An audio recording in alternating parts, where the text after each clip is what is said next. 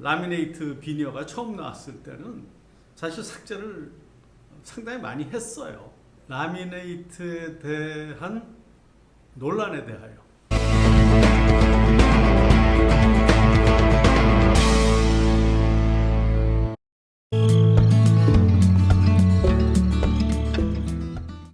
네, 그 유튜브 같은 데를 보면 치과 의사들 사이에 그 라미네이트 비니어를 놓고 많은 논란이 있습니다.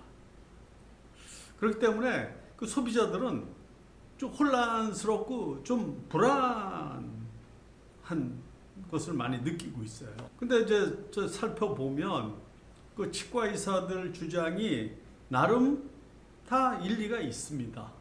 네? 네. 그럼에도 불구하고 이 논란이 되는 것은 도대체 이유가 뭐냐? 네. 그 논란의 핵심은 주로 라미네이트 비니어 할 때 치아를 얼마나 삭제해야 되느냐에 있습니다. 한 80~90%가 거기에 있어요. 라미네이트 비니어 하려면 치아를 얼마나 삭제해야 되느냐, 얼마나 갈아내야 되느냐. 최근 들어와서는 이제 최소 삭제, 또 심지어는 이제 무삭제라는 표현도 나오고 있습니다. 한 30~40년 전에 라미네이트 비니어가 처음 나왔을 때는 사실 삭제를 상당히 많이 했어요. 네. 그러다가 한 20~30년 전에는 좀 많이 줄었죠. 네. 그럼에도 불구하고 그 치아 삭제가 꽤 있었어요. 특히 치아와 치아 사이에 그 인접면이죠. 치아와 치아 사이가 붙어 있는 그것을 거의 삭제해서 치아가 이렇게 듬성듬성하게 보이는 것이 일반적이었어요. 라미네이트 비니어를 그 치아 시술하고 나서 보면 좀 불안하죠. 치아들이 뭐 듬성듬성하게 보이니까. 네, 그런데 한 7~8년 전부터 디지털 방식이 사용되기 시작했습니다. 그러면서 삭제는 크게 줄었어요. 특히 치아와 치아 사이의 그 인접면 삭제는 하지 않게 되었습니다.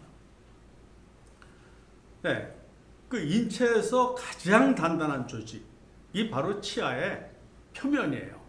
즉 범랑질이라고 하는데 이 범랑질 두께가 보통 앞니 같은 경우 한 1.0mm 내외인데 이 디지털로 만드는 비니어는 뭐 소위 무삭제라고 표현하는 것은 한 0.1mm 정도, 또 최소 삭제라고 하는 경우에는 한 0.3mm, 즉 범랑질 내에서 하는 것이고, 최소 삭제인 경우에는 범랑질의 한 90% 정도가 보존되기 때문에 이런 경우는 치아에 해롭다라고 얘기하기는 좀 어렵고 치아에 별로 해롭지 않습니다. 그런데 문제는 이제 비니어를 디지털로 하기 위해서는 이 장비가 고가예요. 디지털 장비가. 그렇기 때문에 아직은 널리 퍼져 있지는 않은 상황입니다. 그렇지만 사용되고 있는 것이 현실이다. 네. 그렇기 때문에 이런 그 최근 테크놀로지를 사용하면 조금 다른 얘기가 될 수 있어요. 그렇게 우려하지 않아도 된다. 네. 또 무삭제라는 말이 나오고 무삭제가 과연 가능한가? 이런 논란이 좀 있는데 실제로 완전 무삭제, 그러니까 치아에 전혀 손을 대지 않는 거는 좀 어렵습니다. 왜냐하면 치아 표면이 보통 거칠거든요. 오랫동안 사용했기 때문에. 그리고 또 울퉁불퉁해요. 치아의 표면이. 그런데다가 비니어를 만들어서 붙이면 접착이 잘 안 돼요. 우리가 뭐 예를 들어서 뭐 휴대폰이나 이런데 뭘 하나 붙일 때도 깨끗하게 이렇게 다듬고 붙여야 접착이 잘 되듯이 치아도 마찬가지입니다. 그런 면에서 기술적으로 완전 그 무삭제는 별로 바람직하지 않다. 표면을 고르는 작업은 필요하고 그것은 대개 범랑질 1mm 중에 0.1mm 정도에서 이루어지는 것이기 때문에 크게 문제가 없다 이렇게 말씀드릴 수 있습니다. 그리고 40대나 50대가 되면 치아에 좀 실금들이 가 있어요. 금이가 있어요. 예. 그리고 또 많은 분들이 경험하셨겠지만 잇몸 부위가 좀 패이는 현상. 그래서 그 부분을 뭐 충치 치료도 하고 하는데 그런 면에서 비니어를 하게 되면 깔끔하게 해결이 되는 거죠.